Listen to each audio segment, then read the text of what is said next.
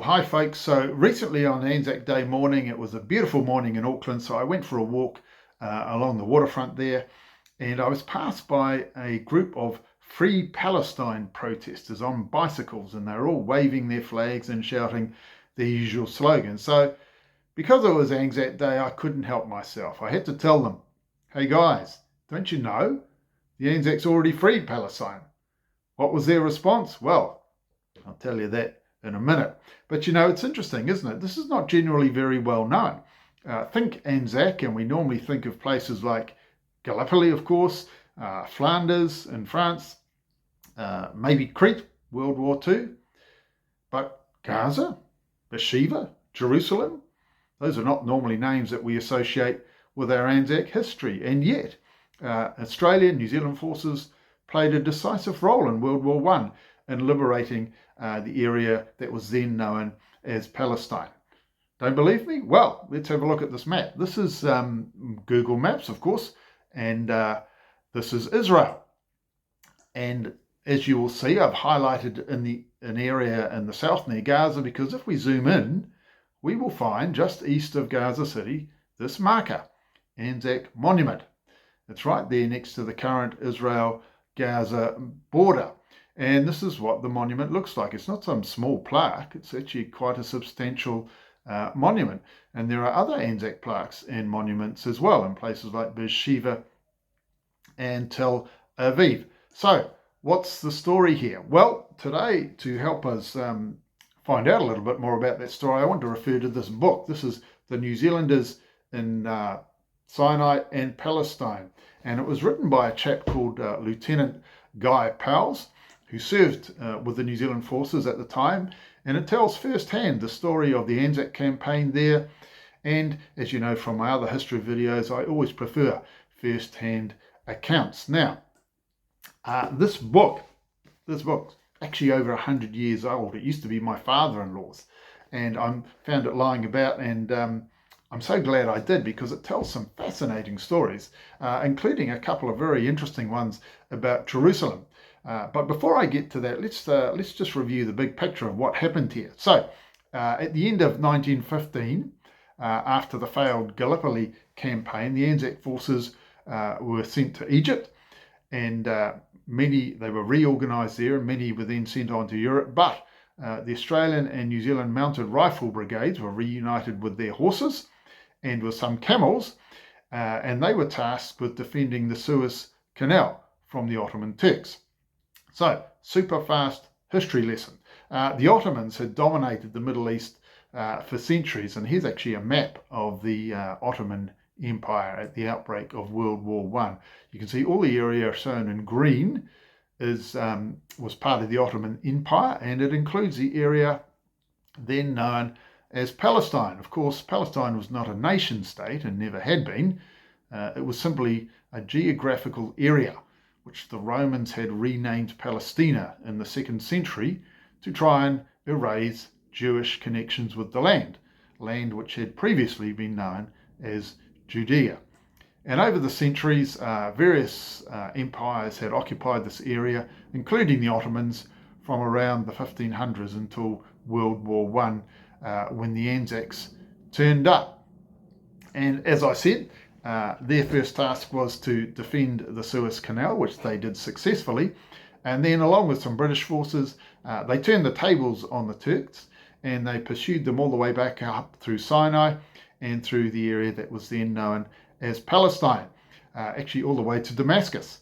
Here's a photo actually of the New Zealanders with their horses and camels crossing the famous Jordan River. Now, it was a tough campaign for the New Zealanders.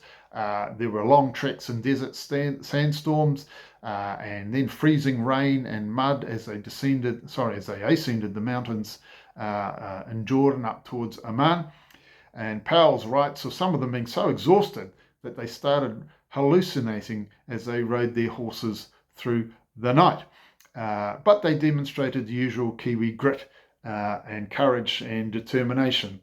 Some fierce battles were fought. There were battles around Rafah, around Beersheva, near Jerusalem, and across the Jordan Valley up in Amman, as I said.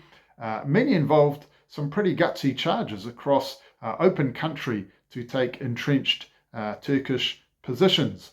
And Powell's actually also writes of a fascinating little story about a New Zealand captain. He was tasked with tracking down a notorious Turkish spy. And so he led, this is the New Zealand, he led a small group and a couple of armed patrol vehicles behind enemy lines.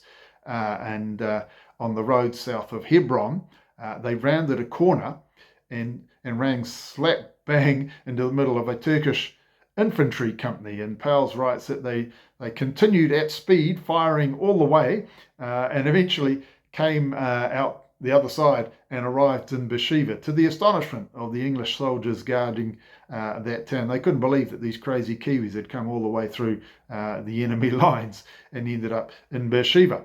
But what about Jerusalem? Well, so as it happened, the liberation of Jerusalem occurred on the same day as the beginning of the Jewish festival of Hanukkah. The festival which actually commemorated the Jews recapturing Jerusalem in 165 BC. But now, nearly 2,000 or just over 2,000 years later, here was the Holy City being liberated once again on the very same day. And here's a picture of General Allenby. He was the commander of the Allied forces. He's entering the city of Jerusalem, escorted by New Zealand and Australian soldiers. And Allenby in his report notes that many Jews who had previously been in hiding to avoid Turkish deportation now appeared with great enthusiasm. And the significance of the timing of the victory was also not lost on Allenby. And he wrote in his report, inasmuch as the liberation of Jerusalem in 1917 will probably ameliorate the lot of the Jews more than any other community in Palestine, it was fitting that the flight of the Turks should have coincided with the national festival of Hanukkah, which commemorates the recapture of the temple. And as regards Jerusalem, Powell's actually records another interesting story. The New Zealanders were stationed in Bethlehem, just south of Jerusalem, and nearby were the ancient pools of Solomon. They're thousands of years old, and you can still see them today. Here's a photo on Google Maps of those pools. Now, in the time of Christ, these pools fed a Roman aqueduct which supplied water to Jerusalem. But by 1917, those channels were no longer available, all clogged up.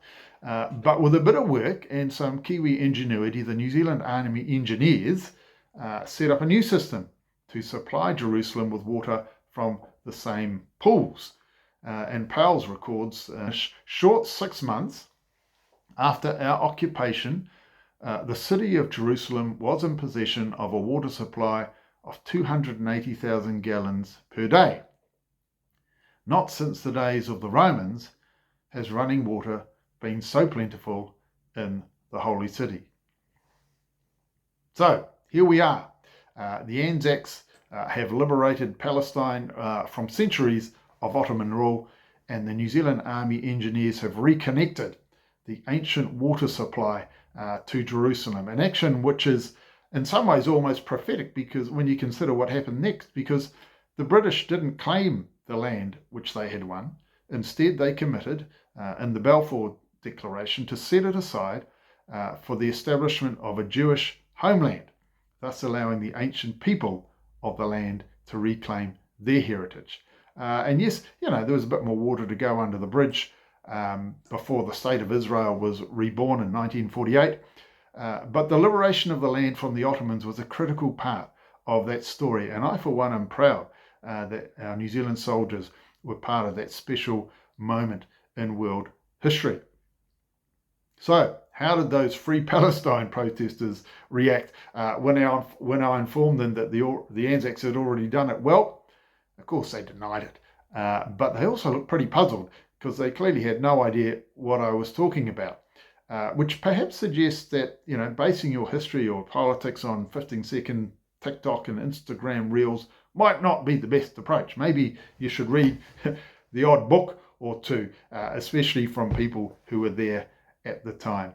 Anyway, that's it for today. If you enjoy these little history stories from our Kiwi history, then like, subscribe, and comment. Feel free to comment. I'm sure there'll be plenty of those in this one as well. And I will see you in the next one.